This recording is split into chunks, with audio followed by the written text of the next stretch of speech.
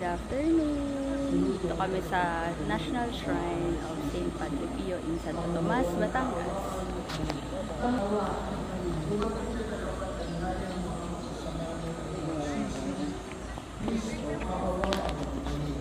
Kristo, kaawaan mo kami. Makaluglugan sa kawan ng Diyos ang mga tao pamagitan kami.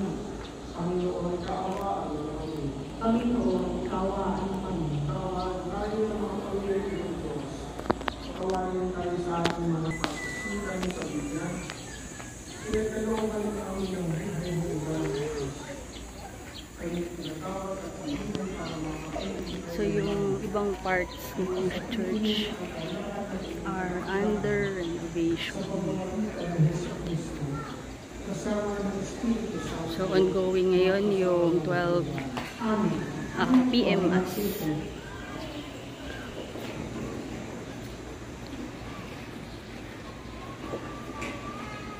Pagbasa mula sa mga gawa ng mga apostol.